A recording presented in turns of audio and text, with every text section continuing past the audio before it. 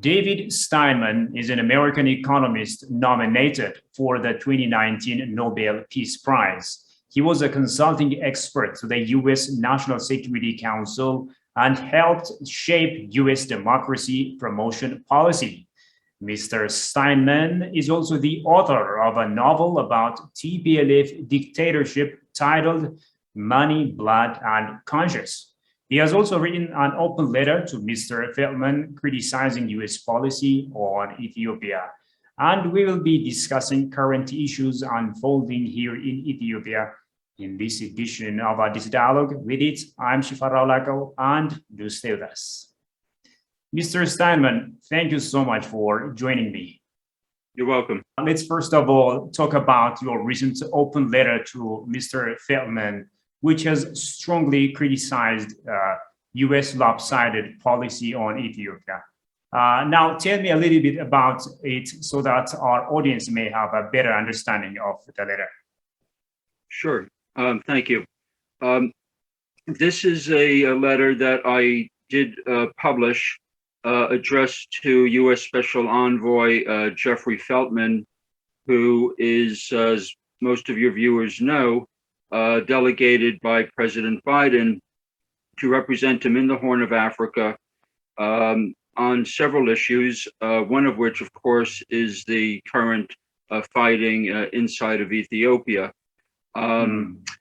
Feltman has been advocating for an immediate ceasefire and talks, and especially he's concerned about humanitarian access and human rights violations that he asserts are perpetrated by all parties to the conflict.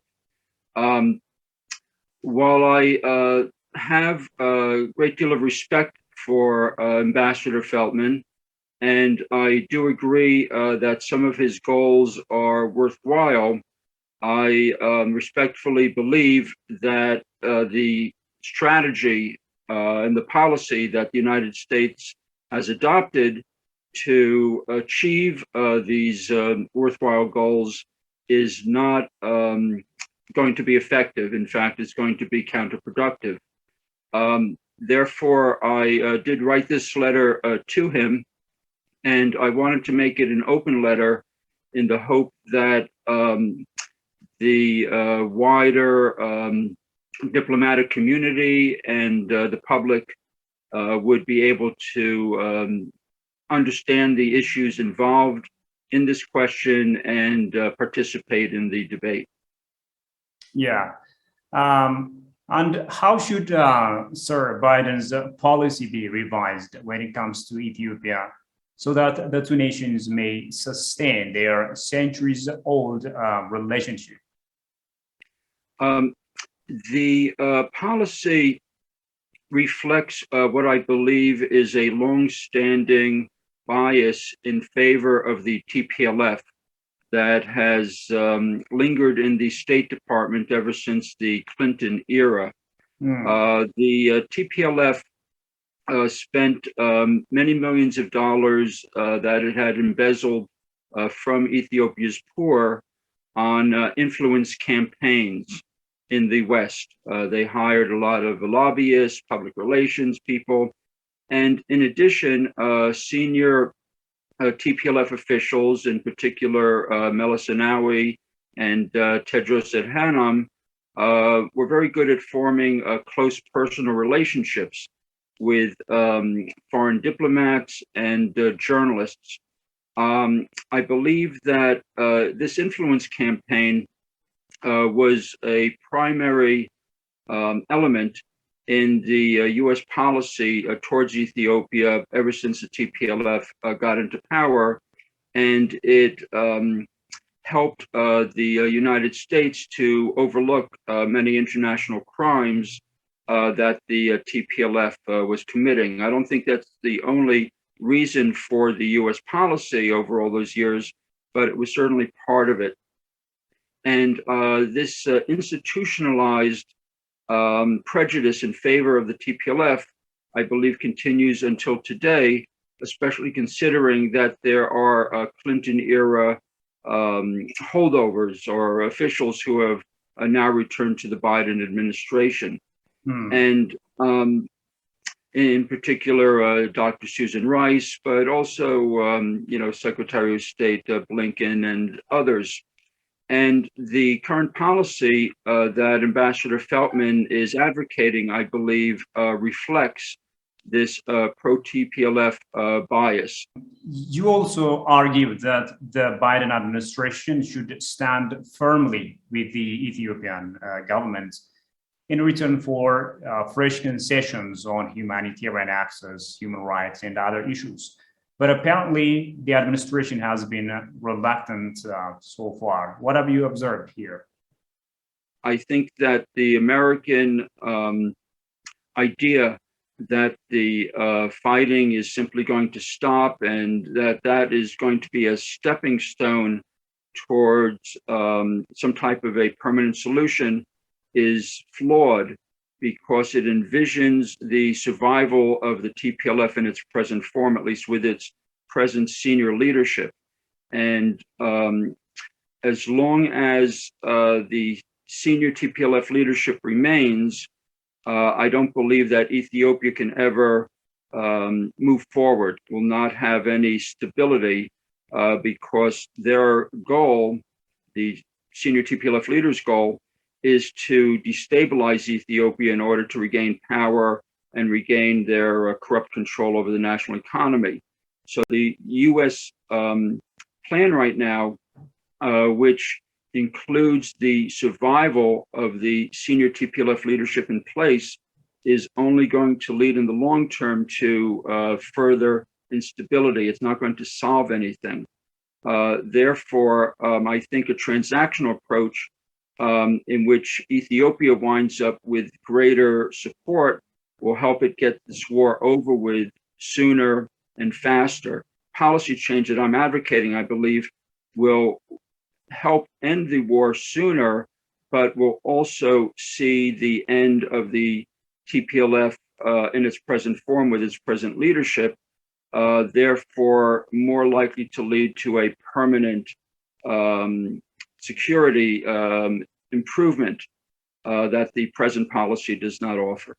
It seems that the Biden administration is desperate to intervene in the internal affairs of Ethiopia by hook or by crook. Threats of sanctions so far, and now finally they have blurted it out. Military intervention under the ironical guise of helping solve the conflict. Now, what is the meaning of this? Well, to the best that I am aware, the call for military intervention was a call by a retired U.S. admiral for the United States to take part in a United Nations force. But that's just the opinion of one man, just as my opinion is that of one person. That admiral is no longer speaking for or working for the United States government, and he does not state any official policy. So I'm afraid that the matter has gotten blown out of proportion. And, when you have a situation like this, you have a lot of people come in with opinions, from every direction. But that I don't think is reflective of U.S. intentions or U.S. policy. In fact, I am sure that U.S. policymakers would view the prospect of sending American troops into Ethiopia with horror. I think it's the last thing they want to do. Also, Ethiopia is a sovereign nation that has never been colonized, sir, and never defeated in any battle in its history, as you know. And this fact is well known across the world, including in the United States of America. So will the USA wage a military intervention, or can this possibly, as you said, be just a bluff? I wouldn't say that it's a bluff, because the United States has not itself made such a threat. and I don't believe it intends to. So I think that there is no realistic likelihood of military intervention, and I do not believe that is the intent or interest of the United States government. I don't speak for them. I'm not an employee of the government, but to the best of my knowledge and from everything I know about the way they think and they operate, I don't believe it's true that the U.S. has the slightest interest in a military intervention in Ethiopia. Let's also talk about your book. You are the author of a historical novel about TPLF, a dictatorship titled Money, Blood, and Conscience. Let's first talk about the book. Thank you. For many years, I've been working with the opposition against the TPLF for decades, in fact, since 1991. And part of that work, especially in the early days, involved trying to generate Western interest in Ethiopia's human rights crisis. And for many years, it was very difficult going. I published the first expose in major Western media of the TPLF's corruption and human rights abuses. And I tried to encourage journalists to cover this story as well. And very, very slowly, over many, many years, gradually Western interest began to increase. But it occurred to me that there are many people who are not, in the West that is, who are not necessarily following Ethiopian news and are never going to learn about Ethiopia's political challenges through nonfiction, through op-eds like I wrote, or through hard journalism, such as the other journalists write.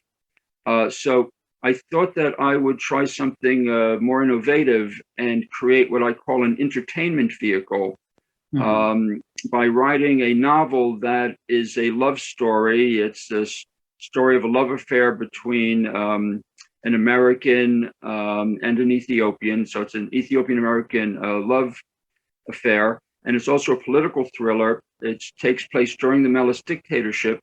But my thinking was that by creating a work of entertainment, it would attract people to the subject matter who would not normally take an interest in Ethiopia. And in fact, if one looks at the reviews on Amazon that are posted by Westerners, it seems to be doing a very good job, because they write about how they knew nothing about the situation in Ethiopia until they read the book. And basically the idea is they read the book, they enjoy the book, but by the time they're finished, they've learned a great deal about the TPLF's crimes against humanity, and they come away more knowledgeable about the situation and hopefully more interested and motivated to take an interest in U.S. policy. So the book is something that I hope every Ethiopian will recommend to anyone who may not understand the TPLF's crimes against humanity. As far as I'm aware, this is the only popular work that's out there that educates the reader in this way, or in fact covers the subject of the TPLF dictatorship. But I do ask all Ethiopians who may have contacts with Westerners, or merely know people who really don't understand the truth about the TPLF, to encourage them to read the book. You also filed a complaint with the International Criminal Court. I think it was last year, that exposed World Health Organization Director General Tedros Adhanom's crimes against humanity as an Ethiopian official. The news has created a global media sensation. Now, tell me a little bit about that, and what is your current stance in this regard? Sure.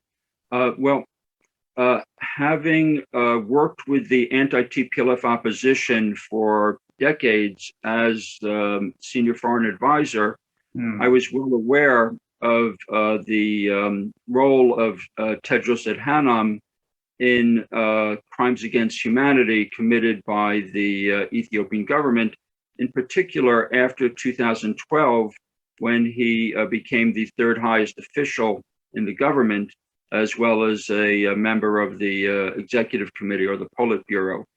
And from 2012 to 2016, he was in a position of what is called senior or command responsibility, meaning that he had at least partial control over security forces and civil servants who were carrying out these crimes against humanity. And I also saw that during these years, he had involved himself in attempts to cover up several mass disasters in Ethiopia. He had tried to cover up a famine. He tried to cover up the failure of the poverty programs. He tried to cover up a massacre. He tried to cover up the arrest of journalists. So I felt that there were two reasons why it was important to try to make him accountable for his involvement in the Ethiopian crimes against humanity. One, as a matter of social justice. In fact, I thought it was terribly wrong that he was elected, because it was a sign of great disregard by the member states for his Ethiopian victims. But in addition to feeling that he should be accountable for the crimes of the government when he was in power, or when he shared power, I thought it was also important to make people understand that the world's most important public health agency is being run by a man whose testimony would not be accepted in even a small traffic court, for example. This is someone who is unreliable and obviously amoral. So I decided that one way to address these problems would be to file a complaint with the International Criminal Court.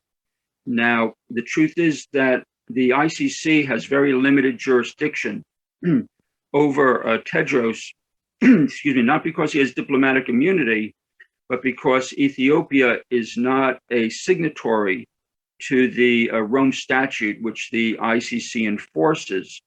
And that narrows greatly the possible crimes that the ICC can have jurisdiction over, which is limited to harm to ICC member states that was indirectly caused by Tedros. For example, if he forced refugees to go into member states, Djibouti, Kenya, or Uganda, when Ethiopian security forces kidnapped or killed or abused Ethiopian refugees in those countries, that is one area where the ICC potentially has jurisdiction.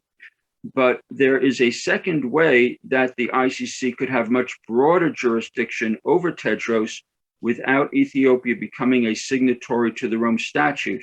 And that is if the government of Ethiopia lodges a request with the ICC prosecutor to take what's called ad hoc jurisdiction over Tedros alone. What that basically means is the ICC is asked to make an exception that although Ethiopia is not a signatory, that the two parties, the Ethiopian government and ICC, agree that the ICC may have jurisdiction only over Tedros's crimes. And I would like to publicly call on the Ethiopian government to lodge this request with the ICC prosecutor to accept ad hoc jurisdiction, because then that will widen the number of crimes that the ICC can have jurisdiction over Tedros. So right now, I'm advocating that the government should do that, and I think that would be the best way to move the matter forward. What is your message to Ethiopians at home and overseas who find themselves in the midst of these challenges, especially those coming from Western imperialistic media wars and internal issues, sir? Well, uh, it's of course a mixed message. On the one hand, I believe it's very important, especially for the younger Ethiopians who may not remember history, to understand the evil that the TPLF represents, and to understand that the TPLF, in its current form, as presently led, does represent an existential threat to the country. I'm especially concerned about the Oromo supporters of the TPLF because I still remember how the TPLF used and abused the OLF back in the early days. And I really expect that if the TPLF ever gets back into power, it's going to do exactly the same thing again. And I think of all the Oromo youth who sacrificed themselves, who shed their blood, and who died to bring about greater autonomy and greater rights, who sacrificed for that cause. And to think that the TPLF could come back after all that and put them back into the same position, I think would be extremely unfortunate. So I understand that the Oromo youth, they still have a lot of issues. They have a lot of complaints. And I think that they should look to what's worked in the past, which was nonviolence. And I do believe that moving to violence to resolve the legitimate concerns is simply using an outdated and ineffective weapon. So my advice to Ethiopians, one, is to continue to push for greater human rights, greater political reform, but to do so nonviolently. At the same time, that they do have to muster the stiffest possible resistance against the TPLF, because that's only going to bring the country back. There's still a lot of progress that has to be made, but going backwards is certainly not the solution to it. And finally, sir, what lessons can other African nations draw from the crisis or the issues that are unfolding in Ethiopia? And how should Africa be prepared against similar threats from Western countries that still look down on the continent of Africa and want to recolonize it? Well, the most important thing that Africa as a whole can do, and I really say this with some hesitation, because I don't know if Africans really need to or should be, looking to a white guy in the United States for advice on how to conduct their affairs.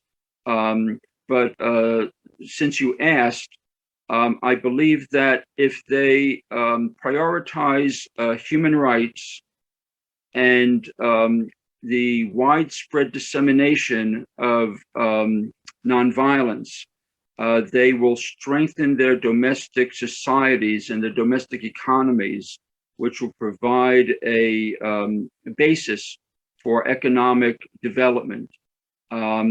With political stability that human rights and democracy and nonviolence can bring, and the better economic progress that the accountability that such reforms would bring, is the path to greater independence. And the more economically independent a country is, the less susceptible it is to foreign influence from the West, from China, from Russia, from anybody. Indeed. Well, Mr. Steinman, thank you so much for your ideas, your perspectives, and for also standing by Ethiopia, for helping us convey or become our voice to the whole world. Well, Ethiopia is a great country and it has wonderful people. And I hope and pray that things will be better there soon. Well, dear viewers, with that, we come to the end of today's program, and many thanks for your company so far. Until I see you next time with another program, it's goodbye from me, Shifarao Lako. Stay safe and take care.